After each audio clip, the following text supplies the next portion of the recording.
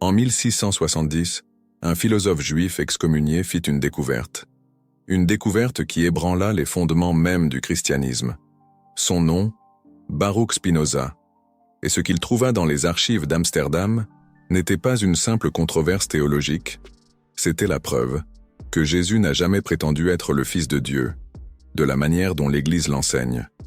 Plus dévastateur encore, il découvrit ce que Jésus a réellement dit de lui-même, quelque chose de si dangereux que cela détruirait complètement la structure de pouvoir que l'Église avait construite pendant 2 millénaires. Spinoza fut menacé de mort pour cette découverte. Ses livres furent brûlés sur la place publique. Il vécut les 20 dernières années de sa vie en exil, polissant des lentilles pour survivre, sachant qu'à tout moment, il pouvait être assassiné. Et tout cela, parce qu'il avait osé poser la question que personne n'avait le courage de poser. Et si la divinité de Jésus avait été inventée, ce que vous allez découvrir dans les prochaines minutes n'est pas de la spéculation. Ce sont des faits historiques documentés. Ce sont des passages des évangiles eux-mêmes, que l'Église espère que vous ne lirez jamais attentivement. Ce sont des contradictions si flagrantes que toute personne honnête qui les examine devra admettre que quelque chose cloche gravement dans l'histoire qu'on nous a racontée. Et la question qui devrait résonner dans votre esprit maintenant est: si Jésus n'a jamais dit être Dieu, qui a inventé cette idée et pourquoi? La réponse va détruire tout ce que vous pensiez savoir sur le christianisme. Commençons par les bases. Que disent exactement les évangiles sur la nature de Jésus? La plupart des chrétiens n'ont jamais pris le temps de lire les textes attentivement. Ils supposent que Jésus se promenait en déclarant être Dieu, qu'il disait clairement « Je suis le Fils de Dieu, la deuxième personne de la Trinité, égal au Père en substance et en éternité. » Mais cela n'est jamais arrivé. Nulle part dans les 3 premiers évangiles, Matthieu, Marc et Luc, Jésus ne se déclare Dieu. Nulle part. Ces évangiles, appelés synoptiques parce qu'ils partagent une vision similaire, furent écrits entre les années 60 et 90. Ce sont les plus anciens, les plus proches des événements. Et en eux, Jésus se réfère à lui-même constamment comme le Fils de l'homme, pas Fils de Dieu. Cette expression, en araméen barénache, signifiait simplement « être humain ». C'était une façon de dire « moi » en tant que personne. Lorsque Jésus demande aux disciples qui ils disent qu'il est, Pierre répond « Tu es le Christ ». Et Jésus ordonne qu'ils ne le disent à personne. Il ne dit pas « Oui, et je suis aussi Dieu ».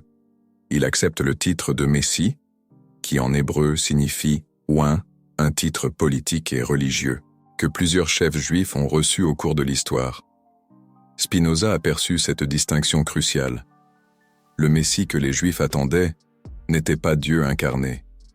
C'était un chef humain, descendant de David, qui libérerait Israël de la domination étrangère et restaurerait le royaume. Un roi, un libérateur, mais définitivement humain. Et c'est exactement ainsi que Jésus se présente dans les évangiles synoptiques. Il prie Dieu comme quelqu'un de séparé. Il dit « Père, si possible, éloigne de moi cette coupe. » S'il était Dieu, se prierait-il lui-même? Il dit « Pourquoi m'appelles-tu bon? Personne n'est bon, si ce n'est un seul, Dieu. S'il était Dieu, pourquoi nierait-il sa propre bonté? » Il dit sur la croix « Mon Dieu, pourquoi m'as-tu abandonné? » S'il était Dieu, comment pourrait-il se sentir abandonné par lui-même? Chacun de ces passages, qui sont dans votre Bible, contredit directement la doctrine de la divinité du Christ. Spinoza compila des dizaines de ces contradictions. Il montra que toute lecture honnête des textes originaux révélait un Jésus profondément humain, un maître, un prophète, un réformateur religieux, mais pas Dieu. Alors, d'où vient cette idée? C'est là que l'histoire devient vraiment sinistre. L'évangile de Jean est différent des 3 autres, très différent. Il fut écrit au moins 20 ans après les synoptiques, probablement entre les années 90 et 100, et en lui, pour la première fois, Jésus commence à faire des déclarations qui suggèrent la divinité. Moi et le Père sommes un.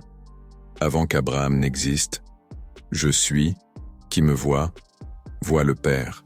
Ces phrases n'apparaissent pas dans Matthieu, Marc ou Luc, aucune d'elles.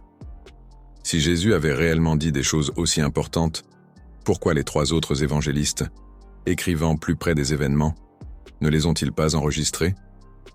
La réponse de Spinoza fut simple et dévastatrice. Parce que Jésus n'a jamais dit ces choses. L'évangile de Jean fut écrit dans une communauté chrétienne, qui avait déjà développé une théologie plus élaborée, une communauté qui était en conflit avec les Juifs traditionnels et qui avait besoin de différencier Jésus des autres messies, une communauté qui était en compétition avec d'autres traditions religieuses dans le monde gréco-romain, où des dieux qui s'incarnaient en humains étaient de commun. L'auteur de Jean, quel qu'il soit, faisait de la théologie, pas de l'histoire. Et Spinoza avait des preuves de cela. Dans les archives d'Amsterdam, il trouva des références à des versions de l'évangile de Jean, qui ne contenaient pas les passages sur la divinité, des copies plus anciennes, où Jésus était présenté comme un maître de sagesse, et non comme Dieu incarné. Cela suggère que ces passages furent ajoutés postérieurement, à mesure que la théologie chrétienne évoluait. Mais attendez, si Jésus n'a jamais dit être Dieu, comment cette idée est-elle devenue le centre du christianisme? La réponse a un nom, Constantin. En 325, l'empereur romain Constantin convoqua le concile de Nicée. 300 évêques se réunirent pour décider, par un vote, si Jésus était Dieu ou non. Pensez-y un instant. La nature divine du Christ fut décidée par un vote politique. Avant Nicée, il y avait des chrétiens qui croyaient que Jésus était Dieu. Il y avait des chrétiens qui croyaient qu'il était un prophète. Il y avait des chrétiens qui croyaient qu'il était un être angélique. Il y avait des chrétiens qui croyaient qu'il était un homme adopté par Dieu. Toutes ces visions coexistaient dans les 300 premières années. Ce que Nicée a fait, c'est choisir une de ces visions et déclarer toutes les autres hérétiques. Et la vision qui a gagné n'a pas gagné parce qu'elle était vraie. Elle a gagné parce qu'elle était utile. Constantin n'était pas théologien. Il était empereur. Ce qu'il voulait, c'était une religion unifiée, qui pourrait servir de ciment social à un empire fragmenté. Un Jésus simplement humain, aussi inspirant qu'il fût, ne servait pas à cet objectif. Les dieux étaient plus utiles que les prophètes pour contrôler les populations. Les évêques qui furent en désaccord à Nicée furent exilés. Leurs textes furent brûlés, leurs congrégations furent dispersées, et la version que Constantin approuva devint la seule version permise. Spinoza avait accès à des documents qui montraient les délibérations internes du concile, des lettres entre évêques, discutant de la manière de formuler le credo pour maximiser le soutien impérial, des débats sur les mots grecs à utiliser pour décrire la relation entre le Père et le Fils. Tout était politique, tout était pouvoir. La vérité était secondaire. Et le plus choquant, Constantin n'a été baptisé sur son lit de mort que des années après Nicée. Il a passé toute sa vie comme païen, adorant le Sol Invictus, alors qu'il décidait de la doctrine chrétienne. Ce n'est pas une théorie de la conspiration. C'est dans les registres historiques. Mais Spinoza est allé au-delà du simple fait de montrer que la divinité de Jésus était une invention postérieure. Il a découvert ce que Jésus enseignait, vraiment. Et c'était beaucoup plus dangereux pour l'Église que n'importe quelle question théologique. Jésus enseignait que chaque être humain est une expression directe de Dieu. Dans les évangiles gnostiques que Spinoza a étudiés, Jésus dit clairement « Le royaume de Dieu est en vous, pas au ciel, pas à Rome, pas au Vatican, à l'intérieur de chaque personne. » Dans l'évangile de Thomas, Jésus dit « Celui qui boit de ma bouche deviendra comme moi. Je deviendrai lui. Et les choses qui sont cachées lui seront révélées. » Vous voyez ce que cela signifie? Jésus ne se présentait pas comme le seul accès au divin. Il montrait un chemin que n'importe qui pouvait emprunter. Il disait « Ce que je suis, vous pouvez l'être aussi. » C'est l'opposé de ce que l'Église enseigne. L'Église enseigne que Jésus était unique, l'unique Fils de Dieu, l'unique incarnation du divin, et que vous, pauvres pécheurs, avez besoin de l'Église comme intermédiaire, pour avoir la moindre chance de salut. Jésus enseignait que vous êtes déjà divin, que la séparation entre vous et Dieu est une illusion, que le même esprit qui opérait à travers lui opère à travers tous. Si ce message avait prévalu, il n'existerait pas d'Église catholique, il n'existerait pas de hiérarchie religieuse, il n'existerait pas de prêtres, d'évêques, de papes, se plaçant entre l'être humain et le sacré. Chaque personne serait son propre temple. Chaque cœur serait son propre autel. C'était le message original, et il devait être détruit pour que l'institution puisse exister. Spinoza a compris cela avec une clarté cristalline. Il a écrit « La religion organisée a transformé la liberté de Jésus en une nouvelle forme d'esclavage. Là où il a dit « Vous êtes des dieux », l'Église a dit « Vous êtes des pécheurs ». Là où il a dit « Le royaume est à l'intérieur », l'Église a dit « Le royaume est sous notre contrôle ». Et cette inversion a été si complète, si efficace, que des milliards de personnes au cours de 2000 ans ont accepté la version fausse comme vérité. Mais Spinoza est allé encore plus profond. Il a découvert pourquoi, spécifiquement, l'Église avait besoin de transformer Jésus en Dieu. Premièrement, le contrôle sur le salut. Si Jésus est Dieu, alors seule l'Église, en tant que gardienne de ses enseignements, peut offrir le salut. Si Jésus est juste un maître qui a montré le chemin, n'importe qui peut suivre ce chemin sans intermédiaire. Deuxièmement, l'autorité morale absolue. Si Jésus est Dieu, alors ses paroles sont la parole de Dieu. Et qui interprète ces paroles a l'autorité divine. Questionner le pape, c'est questionner Dieu. Désobéir à l'Église, c'est désobéir au Créateur lui-même. Troisièmement, le pouvoir économique. Si Jésus est Dieu, et l'Église est son représentant sur terre, alors donner de l'argent à l'Église, c'est donner de l'argent à Dieu. Dîme, indulgence, don, héritage. L'Église catholique est devenue l'une des organisations les plus riches de l'histoire, parce qu'elle a convaincu les gens qu'ils investissaient dans leur éternité. Quatrièmement, le pouvoir politique. Si Jésus est Dieu, et le pape est son représentant, alors rois et empereurs doivent s'incliner devant le pape. Pendant des siècles, l'Église a contrôlé la politique européenne, parce qu'elle avait le pouvoir d'excommunier les gouvernants, de déclarer des guerres saintes, de légitimer ou de délégitimer des règnes. Tout cela dépendait d'une seule prémisse.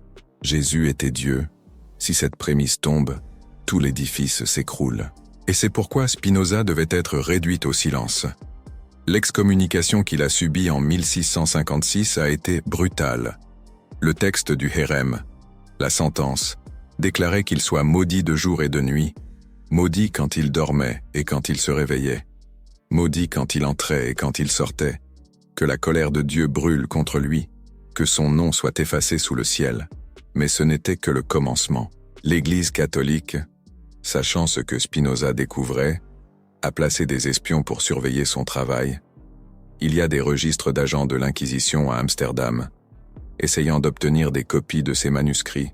Il y a des lettres entre cardinaux, discutant de comment le neutraliser sans causer de scandale. Spinoza savait qu'il était en danger.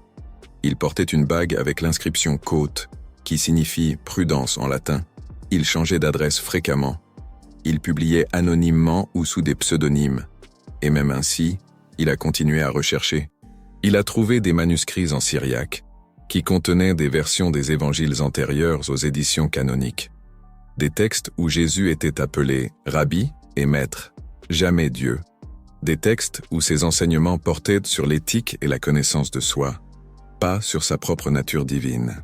Il a trouvé des registres des discussions au Concile de Nicée, qui montraient comment la formule trinitaire a été négociée, comment les évêques ont échangé des votes contre des faveurs impériales, comment la théologie a été moldée pour répondre à des besoins politiques. Il a trouvé des preuves que des évangiles entiers ont été détruits, parce qu'ils contredisaient la narrative officielle. L'évangile de Thomas, l'évangile de Marie, l'évangile de Philippe. Des dizaines de textes qui présentaient un Jésus différent, un Jésus humain, un Jésus qui enseignait l'autodécouverte au lieu de l'obéissance aveugle. Chaque découverte était plus dangereuse que la précédente. Et puis est venue la découverte finale. celle que Spinoza a dit expliquer toutes. Il a trouvé un document qui montrait que l'expression « fils de Dieu » était utilisée dans le monde antique pour beaucoup de figures. Les rois égyptiens étaient fils de Dieu. Les empereurs romains étaient fils de Dieu. Des philosophes comme Pythagore étaient appelés fils de Dieu. C'était un titre d'honneur, pas une déclaration d'essence divine. Quand les premiers disciples de Jésus l'ont appelé fils de Dieu, ils utilisaient un langage commun de leur époque pour dire qu'il était spécial, choisi, sacré. Pas qu'il était littéralement la seconde personne d'une trinité coéternelle. Cette interprétation littérale n'est venue qu'après. Elle est venue quand le christianisme s'est répandu dans le monde gréco-romain, où les dieux qui s'incarnaient étaient communs. Elle est venue quand des gentils sans connaissance de la langue judaïque ont commencé à interpréter des métaphores comme des déclarations ontologiques. Elle est venue quand l'Église a réalisé qu'un Dieu incarné était plus utile pour ses propos qu'un maître humain. Jésus n'a jamais dit être Dieu. Ses disciples ont utilisé une expression honorifique qui a été mal interprétée, délibérément déformée et transformée en dogme pour servir les intérêts d'une institution de pouvoir. C'était la conclusion de Spinoza, et cette conclusion était impardonnable. Il est mort en 1677, à 44 ans, probablement de tuberculose aggravée par la poussière de verre qu'il inhalait en polissant des lentilles. Mais certains murmurent qu'il a été empoisonné. L'Inquisition avait les moyens et les motifs. Après sa mort, ses manuscrits furent confisqués. Certains furent publiés par des amis. D'autres disparurent à jamais. On raconte que les textes les plus explosifs, les preuves documentaires qu'il avait rassemblées, furent détruits avant d'avoir pu être copiés, un acte de censure visant à étouffer la vérité. Mais la graine était semée. Au cours des siècles suivants, d'autres chercheurs, d'autres esprits curieux, suivirent le chemin que Spinoza avait ouvert. Albert Schweitzer, Rudolf Bultmann, Bart Ehrman. Chaque génération d'érudits confirme davantage ce que Spinoza avait intuité. Jésus historique était différent du Christ théologique. L'homme était différent du dogme, comme l'a si bien exploré, par exemple, Ernest Renan. Les manuscrits de la Mer Morte, découverts en 1947, ont montré que beaucoup de ce que Jésus enseignait existait déjà dans le judaïsme de son époque. Il ne fondait pas une nouvelle religion.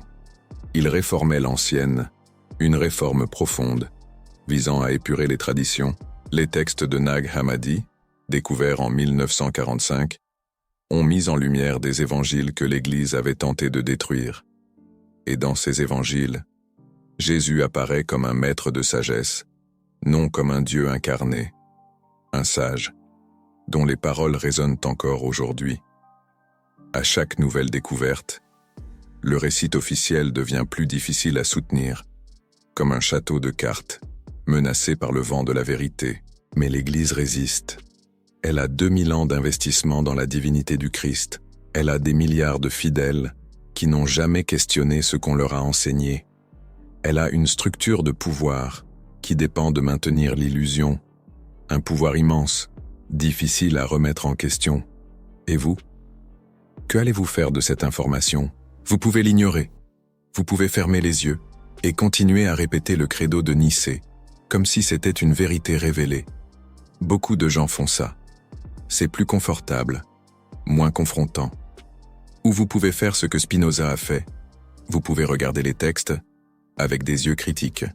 Vous pouvez demander d'où viennent ces idées. Vous pouvez investiguer qui a bénéficié de la narrative qui nous a été transmise.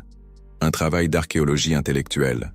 Et vous pouvez découvrir que le message réel de Jésus, le message qui a été supprimé, est beaucoup plus libérateur que la version que l'Église vend, une version édulcorée, adaptée aux besoins du pouvoir. Jésus n'est pas venu pour être adoré comme un Dieu. Il est venu pour montrer que chaque être humain porte en lui une étincelle divine. Il ne voulait pas qu'on construise des temples en son nom. Il voulait que chaque personne découvre le temple à l'intérieur de soi. Il ne voulait pas d'intermédiaire entre l'être humain et le sacré. Il voulait que chacun fasse son propre voyage. Vous êtes des dieux, a-t-il dit, citant le propre Ancien Testament. Mais l'Église a décidé qu'il était plus utile que vous soyez un pécheur implorant le pardon, qu'un Dieu découvrant son pouvoir, un pouvoir de transformation, de compréhension, d'amour. Spinoza a dédié sa vie à déterrer cette vérité. Il a payé avec l'ostracisme, la pauvreté, et possiblement avec sa propre vie. Mais il nous a laissé un héritage, le courage de questionner, d'investiguer, de ne pas accepter des narratives qui servent les puissants, un héritage précieux pour tous ceux qui cherchent la vérité. Dans les prochaines vidéos, nous allons continuer cette investigation. Nous allons examiner les autres dogmes que l'Église a construits sur des bases fragiles. Nous allons montrer ce qui a été removed des évangiles canoniques. Nous allons révéler les autres traditions chrétiennes qui ont été exterminées pour qu'une unique version prévale. Un travail de déconstruction, essentiel pour comprendre l'histoire. La vérité est en train d'être déterrée, peu à peu, fragment par fragment, et il n'y a plus moyen de la cacher. Elle brille de plus en plus fort. Si ce vidéo vous a fait questionner quelque chose que vous avez toujours accepté comme vérité, si ça vous a fait vouloir investiguer plus, si ça vous a fait percevoir que ce qu'on vous a enseigné peut ne pas être ce qui s'est réellement passé, alors la mission de Spinoza continue. Chaque personne qui s'éveille à ces vérités est une victoire contre des siècles de manipulation. Chaque esprit qui se libère du dogme est un pas en direction de la liberté, que Jésus enseignait vraiment, une liberté de pensée, d'action, d'être. Inscrivez-vous à la chaîne, activez la cloche, parce que dans les prochaines vidéos, je vais révéler encore plus de secrets que l'Église préférerait voir rester enterrés. Des secrets qui peuvent changer votre vision du monde. Et si vous voulez appuyer cette recherche, le Super Thanks est juste en dessous. Chaque contribution aide à maintenir ce travail vivant, aide à apporter plus de vérité à la lumière, aide à faire ce que Spinoza a commencé, il y a 350 ans, un travail essentiel. Maintenant, dites-moi dans les commentaires, quelle a été la découverte qui vous a le plus impacté dans ce vidéo? Qu'est-ce qui a changé dans votre perception sur Jésus, sur l'Église, sur ce qu'on vous a enseigné? Je lis tous les commentaires, et dans les plus profonds, je réponds personnellement. Spinoza a dit que la vérité est une lumière, qui ne peut pas être permanentement éteinte. Elle peut être cachée, elle peut être supprimée, elle peut être distorcida. Mais au final, elle émerge toujours. Ce moment approche, et vous pouvez en faire partie. Le choix, maintenant, est le vôtre.